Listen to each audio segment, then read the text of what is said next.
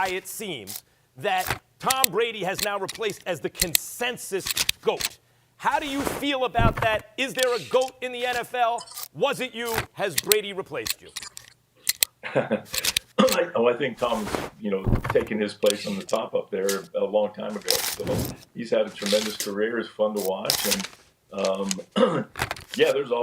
everybody always contests over that. But I think if you look what Tom's been able to accomplish in his time that he's played, I think it's, puts him definitely up there at the top. NFL is a game of collisions, courage, and passion. And no quarterback lived that more than Joe Montana. Known as Joe Cool, he had ice in his veins when the pressure was at its highest, calmly leading his team down the field when the stakes couldn't be bigger. But even for Montana, who built his career on poise and precision, there were players who made life difficult. These weren't just ordinary opponents. They were fierce defenders who pushed him to the edge, tested his toughness, and left him with memories that never faded. Today, we're looking at the 6 toughest players Joe Montana ever faced, and the rivalries that defined his journey through football's golden era. These clashes went beyond football. They were battles of pride and survival, and they helped shape Joe Montana's legacy as one of the toughest to ever play the game. Reggie White was the kind of player who could change a football game all by himself. Standing 6'5" and weighing nearly 300 pounds, he was a force that every quarterback in the NFL had to prepare for. They didn't call him the Minister of Defense for nothing. White combined power, speed, and technique in a way that almost looked unfair. He wasn't just another big man on the line. He was a nightmare who could break through even the strongest offensive line and crush a play before it even started. For Joe Montana, who built his career on rhythm and timing, facing Reggie White was like staring down a storm. One wrong step, and the play could collapse in an instant. What made White so dangerous wasn't just his size or strength. It was his famous hump move. He had this way of lifting 300-pound linemen with one arm and tossing them aside as if they were kids. Offensive linemen who trained all week for him still couldn't stop it. Once White broke free, quarterbacks had no chance to get comfortable in the pocket. Montana was used to defenders trying to rattle him, but White's combination of speed and power forced him to rethink how fast he had to get the ball out. When the 49ers went up against the Eagles in the late 1980s, White made sure Montana never had an easy day at work. Montana himself admitted that Reggie White was one of the rare players who could truly disrupt his game plan. He once said that guys like White didn't just rush you, they changed the way you played football. Against most defenses, Montana could rely on his offensive line to buy him just enough time to find Jerry Rice or John Taylor streaking down the field. Against Reggie White, there was no such guarantee. He could collapse the pocket in seconds, forcing Montana to throw quicker, move faster, and sometimes even abandon plays altogether. There's a famous story from one of their matchups where White broke through, tossed a blocker aside with his hump move, and came charging full speed at Montana. Joe managed to get the throw off, but the hit was so hard it left him shaken. Those were the kinds of plays that reminded everyone, even the calmest quarterback in NFL history, that this game was not for the faint of heart. Montana respected toughness and he respected skill, but with White, it was more than that. It was facing a man who made you question how much punishment your body could take. Looking back, Reggie White symbolized everything about NFL defense in Montana's era.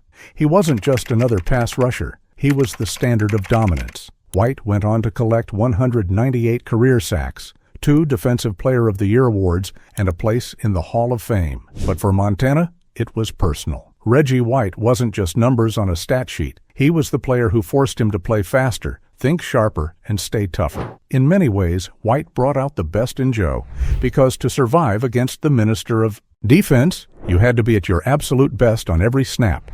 But if Reggie White was a storm coming off the edge, there was another defender who could destroy a play before it even began. And he just might be the most feared linebacker in NFL history, Lawrence Taylor. If Reggie White was a storm that came crashing through the line, Lawrence Taylor was the lightning strike that could end a game in an instant. Known simply as LT, he wasn't just another linebacker. He was a one-man revolution who changed the way football was played. Before Taylor, linebackers were expected to cover the run and drop back into coverage. But when he hit the league in 1981, he turned defense into an attack. He came off the edge with a burst no one had ever seen before. And for quarterbacks like Joe Montana, That meant every snap carried the fear of a hit that could come from anywhere, at any time. Taylor had this mix of speed, power, and pure aggression that made him impossible to predict. He didn't just rush, he hunted. His first step was so quick that even the best tackles in the NFL struggled to keep up, and if they did manage to slow him down, he had the strength to bull rush straight through them. For Montana, whose success came from staying calm and trusting his timing, LT was the rare defender who could shake that calm. Facing him wasn't just about throwing the ball faster, it was about surviving 4 quarters against a man who never let up. Montana knew firsthand how dangerous Taylor could be.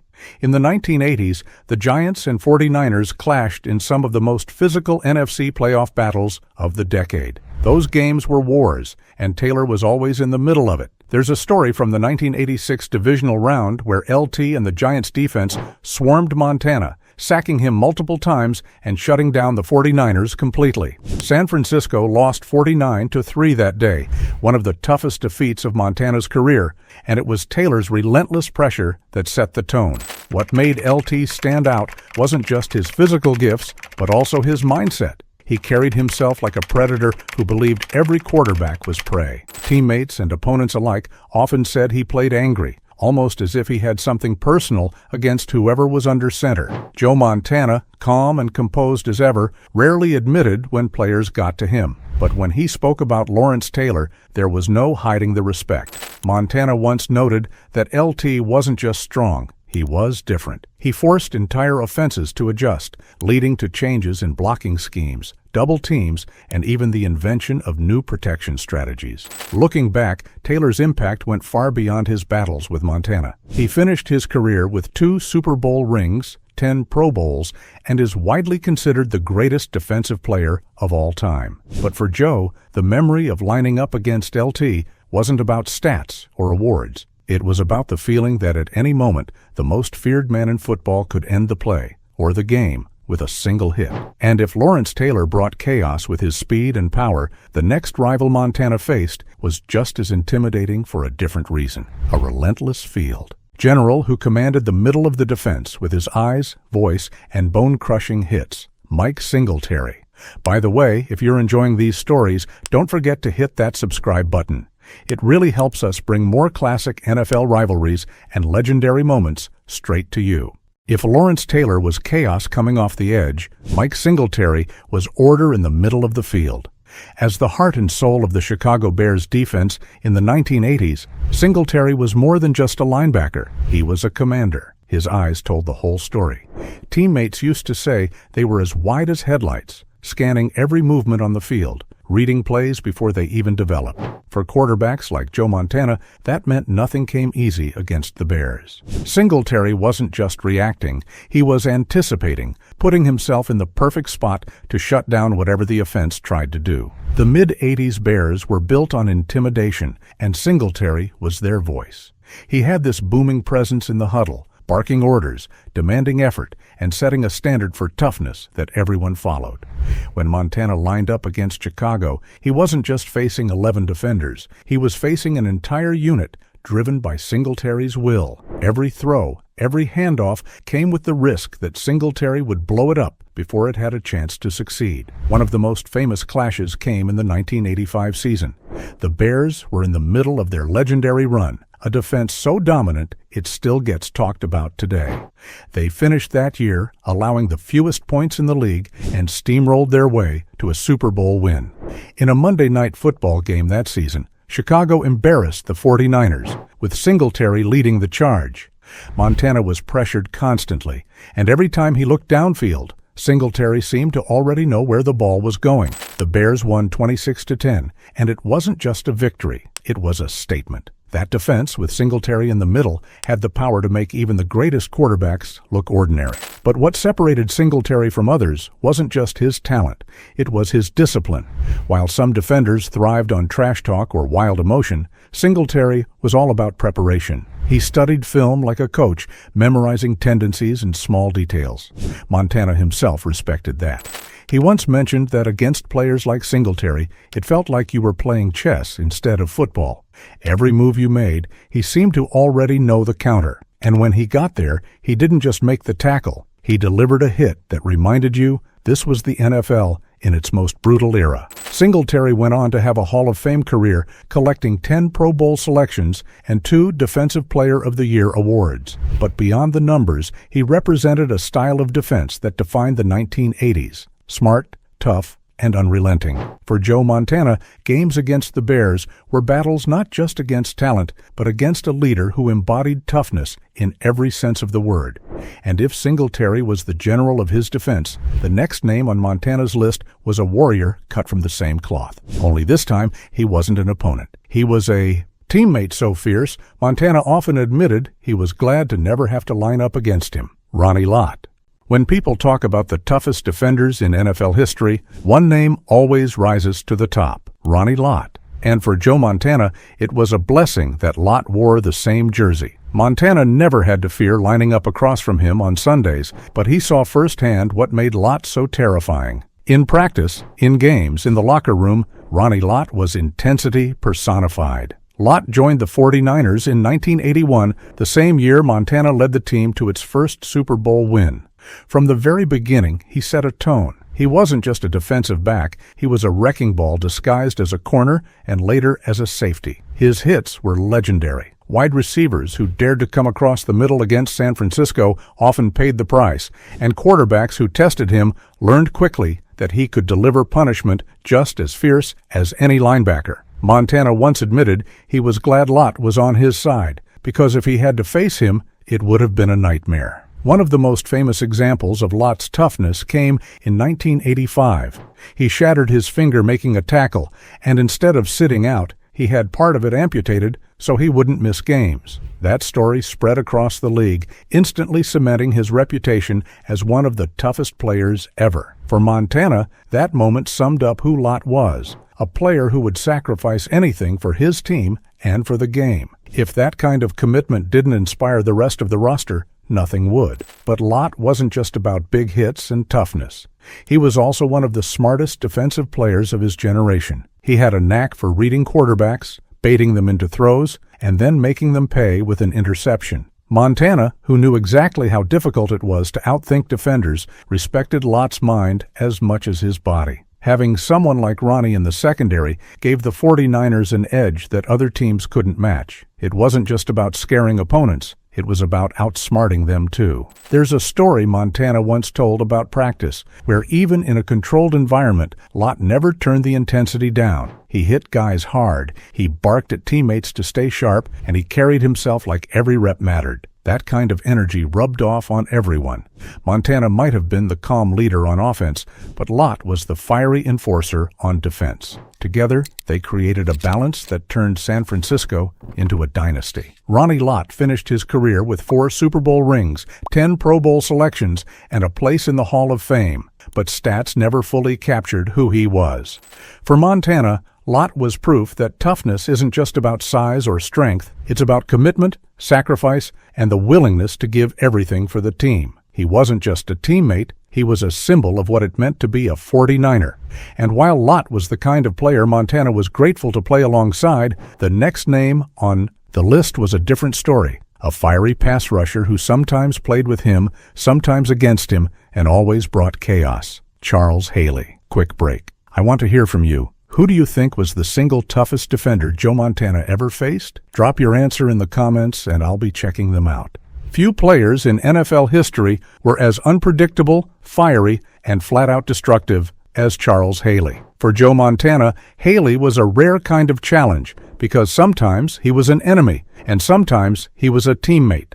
Either way, Haley was unforgettable. On the field, he was relentless. Off the field, he was intense, emotional, and at times explosive. That combination made him both one of the greatest pass rushers of his era and one of the most complicated men Montana ever shared the gridiron with.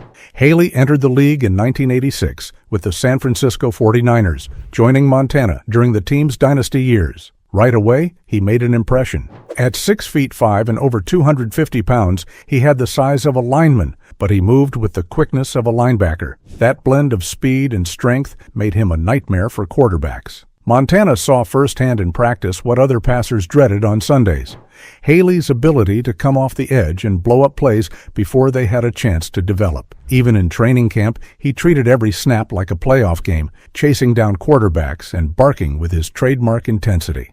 But what made Haley truly unique was his fire. He played angry, with a chip on his shoulder, and it showed. Coaches and teammates often talked about his wild personality. He wasn't easy to manage, and he could clash with just about anyone, but that raw emotion also fueled his greatness. Montana respected that edge because it meant when game day came, Haley was going to bring everything he had, and then some. One story that sticks out comes from the 1989 NFC Championship game against the Chicago Bears.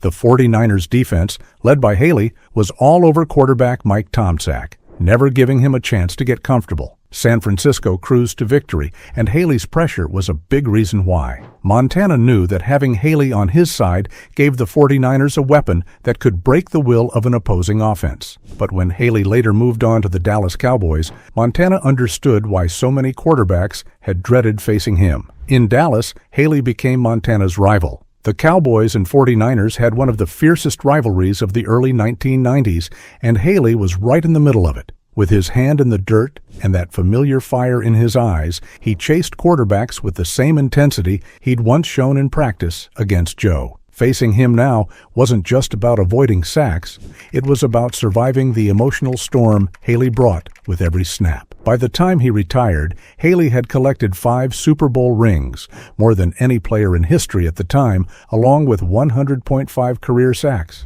But for Montana, Haley's legacy wasn't just numbers. It was about knowing that whether he was lining up beside you or across from you, you were dealing with one of the fiercest competitors football had ever seen. And while Haley was a mix of brilliance and chaos, Montana's final name on this list was a defender who carried a different kind of reputation. A powerhouse in the trenches whose toughness earned him the nickname the Manster, Randy White. When Joe Montana looked across the line of scrimmage at the Dallas Cowboys, one name stood out above the rest: Randy White. Nicknamed the Manster because he was said to be half man, half monster, White was the very definition of old-school toughness. At 6'4" and nearly 270 pounds, he wasn't just big, he was relentless. Lining up at defensive tackle, White attacked every snap with a motor that never stopped, and for quarterbacks like Montana, that meant constant pressure right in the middle of the pocket. Unlike edge rushers who came from the outside, White attacked head-on. He bullied his way through centers and guards, collapsing the pocket from the inside.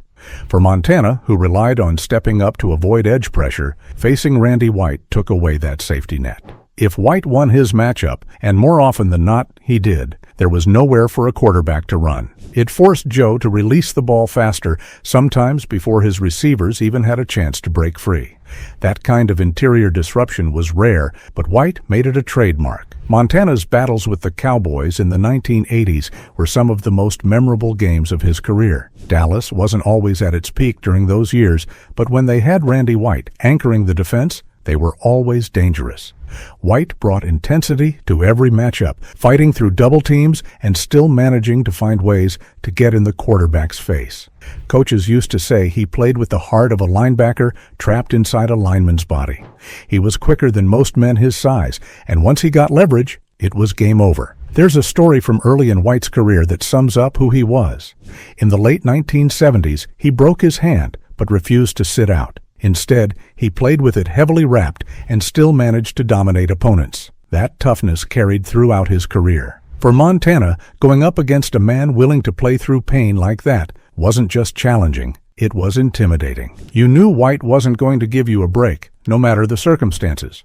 Montana respected defenders who made him better, and White fit that category perfectly. Facing him meant adjusting protection schemes, getting the ball out quicker, and bracing for hits that came right up the middle. Those moments reminded Montana why Randy White earned a reputation as one of the most feared defensive tackles in NFL history. By the time he retired, White had 9 straight Pro Bowl selections, a Super Bowl MVP award, and a spot in Canton. But more than the honors, he had the respect of the very quarterbacks he tried to punish, including Joe Montana. And that's why Montana counted Randy White among the toughest he ever faced. He was powerful, durable, and unrelenting, the kind of player who made every game a test of courage. These 6 rivals weren't just names on a list. For Montana, they were the men who pushed him to his limits, tested his toughness, and helped define an era of football that will never be forgotten. For Joe Montana, these 6 names weren't just opponents. They were the players who pushed him to his limits. Reggie White's power, Lawrence Taylor's chaos, Mike Singletary's command, Ronnie Lott's fearless intensity, Charles Haley's fire, and Randy White's strength all shaped the battles that defined his career. The NFL in Montana's era was brutal. Quarterbacks weren't protected the way they are today. Every snap meant standing tall against defenders who wanted to crush you, and somehow Montana stayed calm through it all. That's why he became Joe Cool, a legend who thrived under pressure. But greatness doesn't happen alone. It takes rivals to test you, and these men did exactly that. So what do you think? Did Montana name the right players, or is there someone you would add to the list? Let me know in the comments. And if you enjoyed this look back, don't forget to like the video and subscribe for more legendary NFL stories.